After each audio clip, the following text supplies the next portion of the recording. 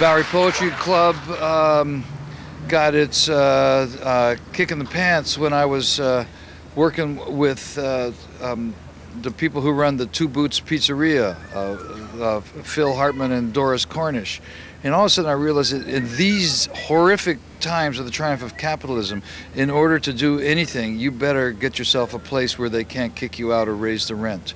And so I put together a bunch of people to actually buy this building, and then I become sort of like the manager of the building, and it gives me a place to work from, and my rent isn't as exorbitant as it would be otherwise, and we get some terrific pizza, you know, from the Two Boots people. These were a couple of artists, you see, who opened up their own movie theater. How do they do it? By selling great pizza, you know. So I figured if we sell great coffee, we might be able to have poetry readings happen here. Not to mention, of course, after 5 o'clock it's happy hour, and then open the bar. And as I say, nobody has ever gone broke by opening a bar in Manhattan, but we're going to give it a shot.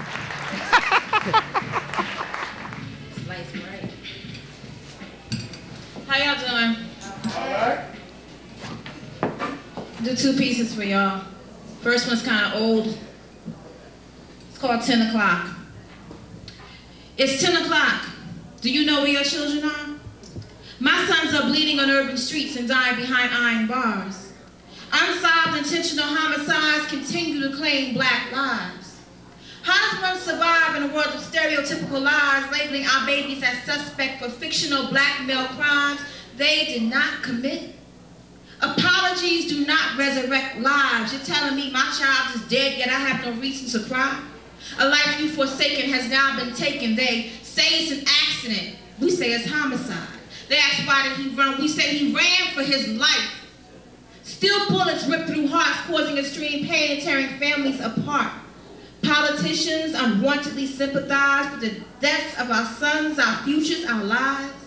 Shoot first, question later. No one gives a damn, it's just another nigga.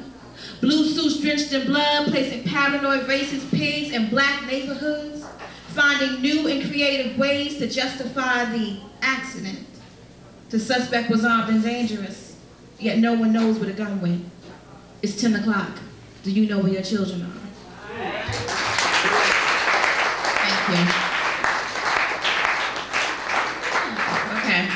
Last one I'm gonna do for y'all, I wrote it recently. It's called Turn Off the Radio. Y'all will know what I'm talking about when you hear it.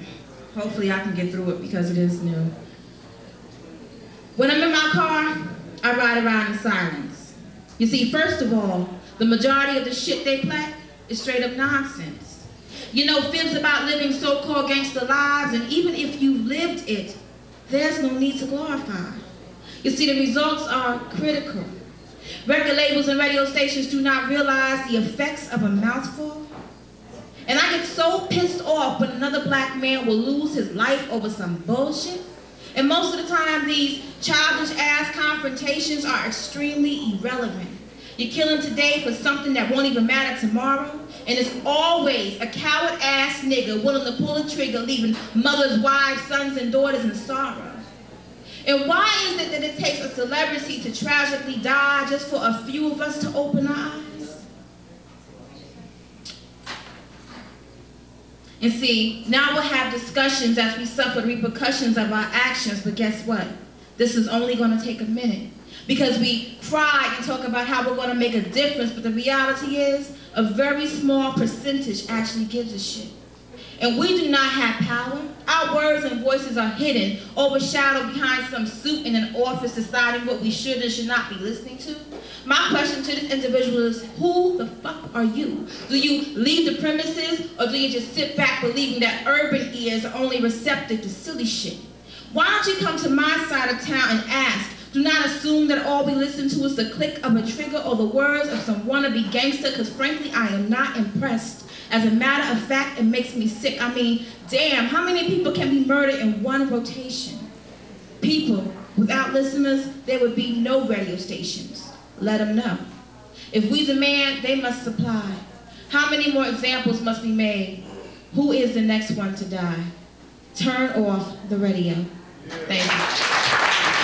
I forgot that I was a world-renowned expert in the field of performance poetry, which, as we all know, doesn't exist, because if it is a poem, then it automatically is ready for performance. I got that way, I guess, because my mother taught me to read, which is one of the most magic moments in your life, because all of a sudden these nurturing words, if you're lucky enough to have a mommy like my mommy, and didn't we all, you know, then those nurturing words actually disappeared from her mouth onto the page and somehow existed there. And now it's the job of each of us as citizens of the United States of Poetry to haul them off there.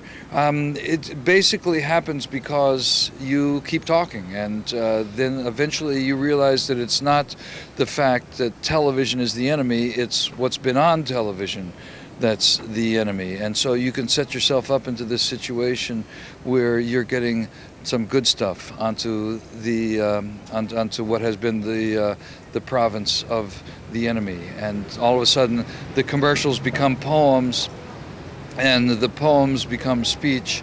And when you reach into that kind of confusion, then there's too much going on to ever pick up a gun to try to settle a dispute, when you know that language is all that you ever need.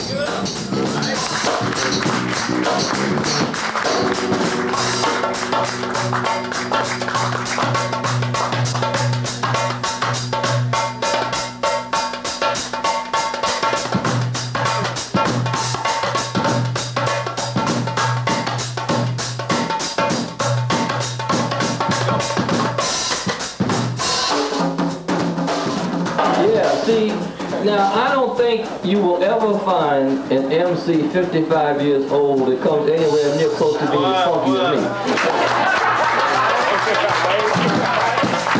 And you might not find one 15 years old that comes as close to being funky as me, but it took me 7 years to get skills so that I could go on stage as I have gone when I have preceded Supernatural and Melly Mel and Mos Def. Matter of fact, I'm working on Mos Def's solo record right now. He's my favorite newest MC. But I truly respect everything that black people have created. Everything. Because it's been castigated and denigrated, but we don't create things that are negative. Sometimes after we create it, it may become perverted. But at the inception, it is the purity about it. Am I on point?